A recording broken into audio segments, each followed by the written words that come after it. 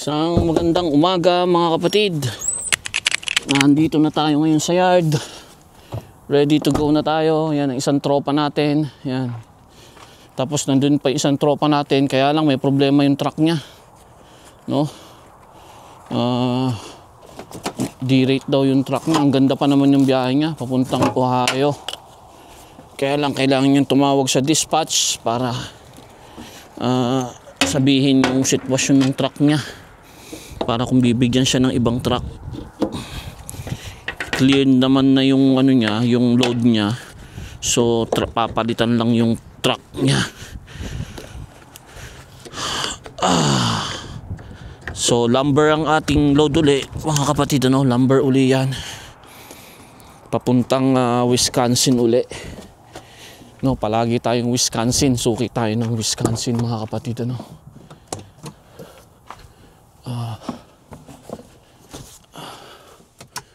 So okay na yung truck kanina, na-check ko na. So ito na lang ano, trailer. Pre-trip inspection natin, ano.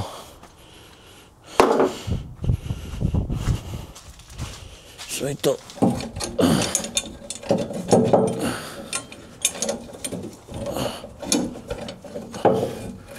pinasok dito to. Hirap alisin.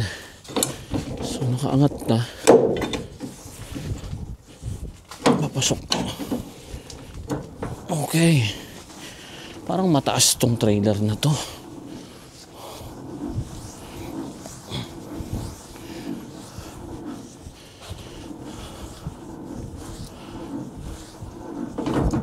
Aba, 34207. Okay. Siguraduhin nga natin, ano. Baka mamaya yeah. Kasi dito ko pinark din yung reload, yung load ko Baka ako ang pinipick up ko yung dinrap kong load. Patay tayo niyan. No. Pero hindi naman. Sa BC pupunta yun yung isang load na yun. Umalis na siguro nung ano yun.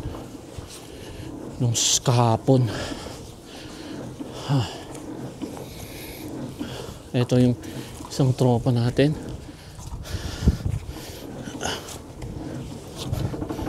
Bali, ano yan? Ukrainian.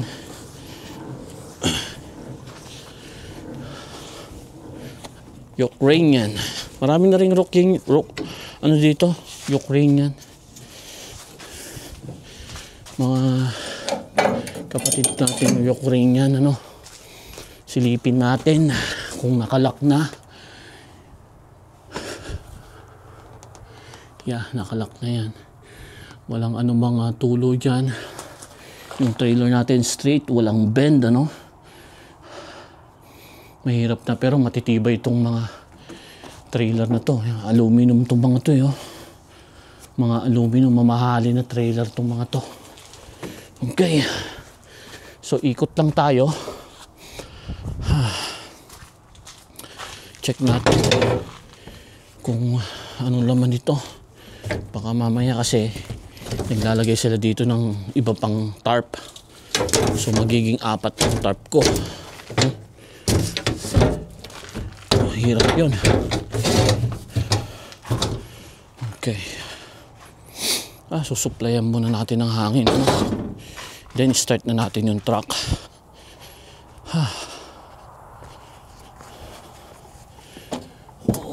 Okay.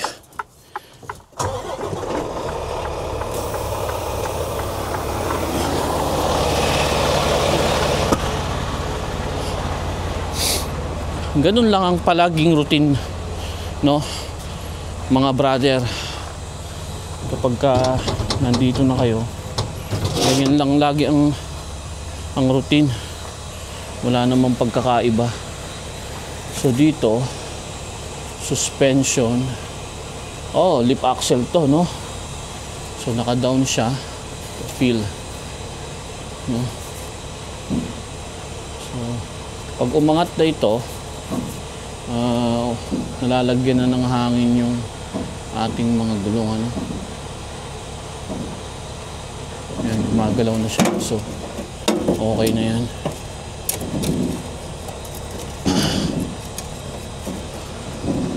Okay. Then we make sure na wala tayong leak sa gulong, ano. So ito hindi pa umaangat. Pero yung the rest, ba?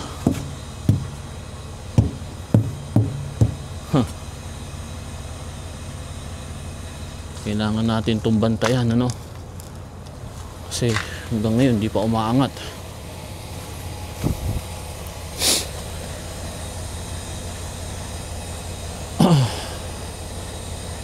So bago tayo lumarga, we make sure na kapag inopen natin yung airlines papunta sa ating mga airbag, umangat na yan, itong mga airbag nya. So bali, dahil tri-axle yan, 6 yan, magkabilaan, dalawa din doon, no? And then pakinggan natin kung merong air leak, no?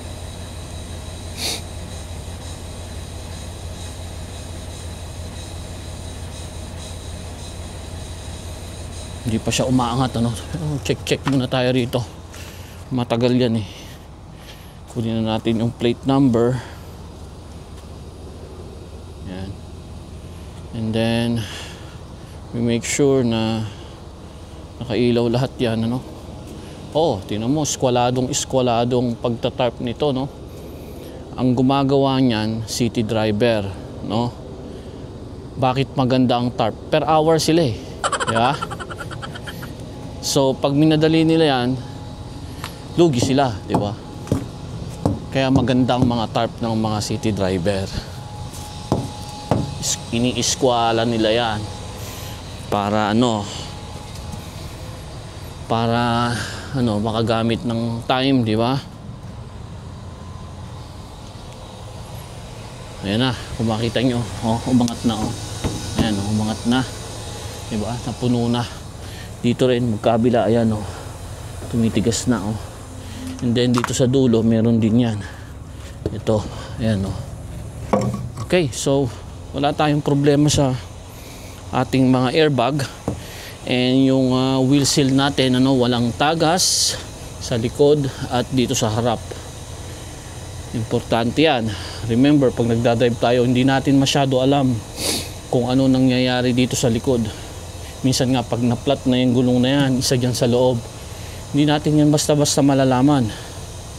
Malalaman lang yan pagka nag-pre-trip na tayo, inspection, or masyado kang sensitive, nararamdaman mo or nakikita mo may mga siguro kung nasira na yung gulong, nagtatalsikan na dyan, pero hindi natin masyado alam kung anong nangyayari sa likod. Kaya importante sa flat deck, from time to time merong interval ang aming load check tsaka walk around inspection. Marami tayong damage, and then yung light dito, yan, umiilaw, no? Check natin ang laman nito.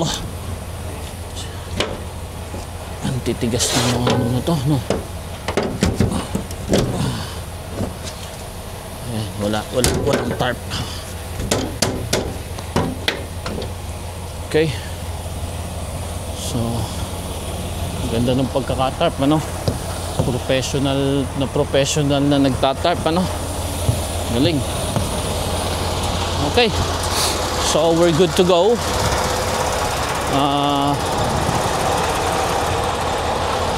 Yan, sa tropa natin isa, alis na rin si Albert, no? So titimbangin natin to para sure ball tayo, no? Pero meron na siyang isinin na natimbang sa tinimbang na kumbaga. Grabe yung dumi, tingnan yan.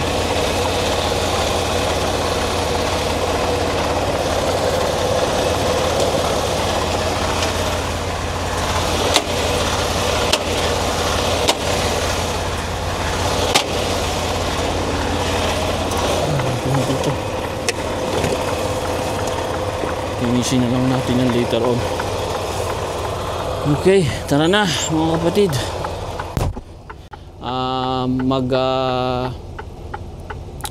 Magsi 6 pack lang tayo, no? Yung 6 pack is para i-adjust yung mga slack adjuster ng trailer natin, ano. Kung out of adjustment siya, yung minsan yung mga ibang driver, ano, hindi na nila ginagawa yan. So dahil ako ang gagamit nito first time, yung 207, make sure na magsi 6 pack ako. Yun yung magpapa-adjust ng mga trailer brake, no? Yung kung ang distance niya ng mga pads natin dun sa drum brake meron na, sa pamamagitan ng 6 pack ang tawag nila, no?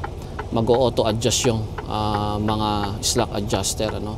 So ginagawa yon sa pagtapak ng preno ng badiin to the floor, ano, 2 sets of 3 na apak, ano, 3 apak, 2 set. So gagawin natin yon. So ito nyo, so 1, 2, 3. Ayan, so isang set. So kung out of adjustment man yung ating mga trailer brake, ano, nag-auto adjust na yan. But to make sure, isang set pa uli. So ulitin natin. 1, 2, 3. Nakita ko na bumababa yung aking hangin and then tumataas. So ibig sabihin gumagana yung compressor, gumagana yung governor, no? And then magta-tag test tayo. Yung tag test is gagamitin mo yung trailer brake lang, hindi yung service brake, ano? Kasi pag yung sa paa, pati yung sa tractor, gagana yung brake. So to isolate na yung trailer brake lang ang gagana, ang gagamitin natin is yung ito, trailer brake lang. So move forward tayo and then tignan natin kung nag-activate ang mga preno ng trailer. Kasi yung sa truck kanina okay naman dahil dinrive ko na to. So tara, forward tayo and then gagamitin natin tong trailer brake. Tingnan natin kung titigil. Ayan. Yun, stop. Kalimutan ko i-neutral, ano, tumalon pa ako tuloy, masisira yung ating transmission. So okay na, no? Pag kumakagat yan, ibig sabihin okay na okay yan. In good condition ng mga preno natin. Good to go na tayo mga kapatid. So kita-kita tayo sa kalsada.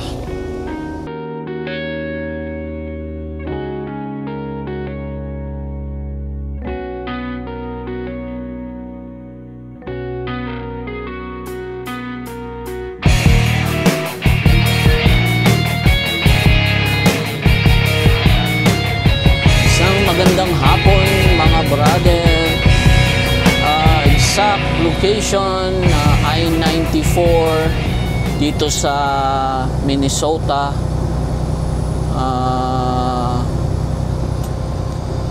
Meron pang 100 kilometers away papuntang Minneapolis, ano? So sakop pa rin itong area na to. I think Wisconsin pa rin. Minneapolis pa rin to, sorry. Wala pa tayo sa Wisconsin, malayo pa. Minnesota, sorry. Minnesota pa rin ito, no? Melrose, yung lugar na ito. Basa ko doon. Then susunod dito is I think St. Paul, no? St. Cloud, St. Paul, and then yung Minneapolis na, no? Meron pa tayong natitirang 560 kilometers away sa ating drop off para sa load na ito, no? And nagda-drive na tayo ng 6 hours. 6 hours na tayo ay nagda-drive at naka-cover na tayo ng around 500 kilometers para sa trip na ito, no? So another load na papunta ng Wisconsin ito mga kapatid, ano? And ganun pa rin, wala namang pagbabago ang current weather. Makikita nyo naman sunny. Wala ka na halos makitang snow sa kalsada, wala na. Sa gilid meron pang manakanakang gapiranggot ng mga snow, pero so far wala na. current temperature is 14 degrees Celsius. Wow, ito na yung springtime dito sa US, ano? Nag-start ng spring nila. Kasi I'm sure dire-diretso na to na ganito maganda ang panahon. Makikita na natin ang mga damo, unti-unti nang magiging green yan, ano? Ang mga puno, magiging unti-unti nang lalabas ang lunti ang kulay ng kapaligiran, ano? At hudyat na yan ng springtime, no? Mamumukadkad na uli ang mga bulaklak, ano?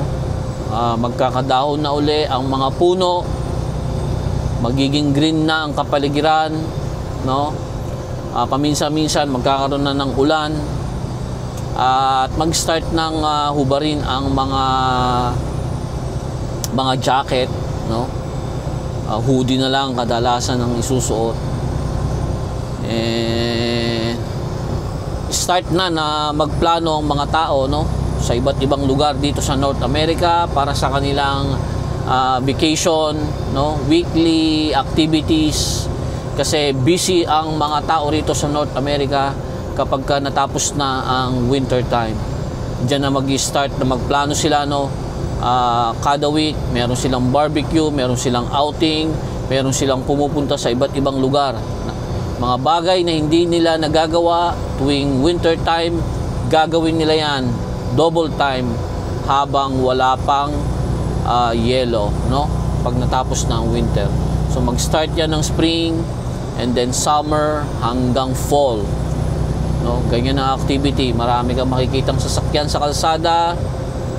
Nandiyan na yung mga RV, no? So iba't ibang activity ang makikita gagawin ng mga tao. Pero tayo maghahanap buhay tayo, no? And gagawa tayo ng paraan para magkaroon ng balance, yung work life tsaka yung personal life, ano, yung social life, no? Kailangan may balance. I-enjoy natin ang bawat oras na tayo ay nabubuhay, no? Hindi yung kayod tayo ng kayod, kayod ng kayod, ipon ng ipon, and then pag marami nang naipon, tsaka natin may isipan mag-enjoy kung saan mahina ng mga tuhod, malabo na ang mga mata, ano, wala nang lakas, wala nang resistensya para i-enjoy ang ating mga pinaghirapan. So dapat talaga may balance, ano. Hindi natin alam ang buhay, ano, na hindi natin alam kung ano ang mangyayari bukas. So while we're working, we need to enjoy, no? Enjoy din ang bawat araw na lumilipas sa ating buhay. Yun lang ang nais kong ipahayag, mga kapatid, ano. And still ang Amerika at ang Canada is on trade war. Sa mga sumusubaybay, ano, na taga rito sa Canada at US, lalong-lalo na yung mga kababayan nating nasa Canada, alam kong updated sila, no. Sinusubaybayan nila yung current situation between Canada and the US regarding sa panuntunan na inilalabas ng Amerika sa pangunguna ni Presidente Donald Trump, ano. Nag-i-impose siya ng tariff sa kanyang number one ally at close friend na kadikit ng Amerika, no? Kung saan nasa US at Canada ang pinaka mahaba, no? Halos 5,000 kilometers of undefended border, no? Long time close friend and ally ng US, no? pag umiral talaga ang politika, mga kapatid, ano, at pansariling interes, no, kahit ano pa ang naging history ninyo na maganda, is mawawala na lang ng basta-basta. Well, it is within this administration lang naman, ang sinasabi ko, na kumbaga para bang kinalimutan ng current administration yung pinagdaanan ng US at Canada, no, sa buong history ng kanilang friendship bilang neighboring country. At isama pa natin dyan ang Mexico, of course, but then alam nating lahat, kahit ako bago lang sa Canada, na ang magiging kaibigan mo talaga is yung yung kapitbahay mo, na bansa, kumbaga. And first world country parehas, yung mga kumbaga politika, yung mga panuntunan, regulation, halos walang pagkakaiba, halos parehas na nga lang natawag nga lang tong bandang north na Canada at yung south is America, pero halos magkatulad ang mga paniniwala, ang mga kinagawian, ang kinagisnan na buhay, halos parehas. Pero dahil sa hindi nating masabi, politika or pansariling interest or pride or kung ano pa man ang reason ng current administration bakit ini-impose ang tariff na yan, dahil sa mga sinasabi ni Trump na dahil daw sa fentanyl at saka yung illegal immigrant or illegal na pagpasok ng mga tao na nanggagaling sa Canada isang reason daw. Pero alam naman nating lahat na hindi yan ang reason. Hindi yan ang reason. There's something na mas mabigat pang reason. Maaring yung sinasabi niya na gusto niyang i-annex or gawing 51st state ang Canada, which is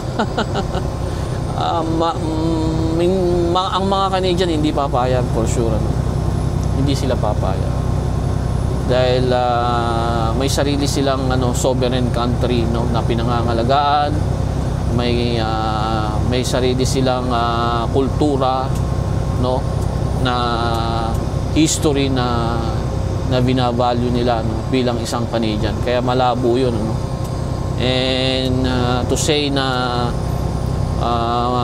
gagawin i-annex niya to, or gagawin niyang 51st state ng USA, talagang malaking insulto sa mga Canadian. Di natin alam kung ano talaga ang reason, wala rin makapagsabi, puro haka-haka ang sinasabi ng mga ibang politician na nagko-comment sa current situation dito sa US and Canada, pero walang makapagsabi talaga kung ano ang reason behind the na-impose na tariff, which is on hold again, for the second time.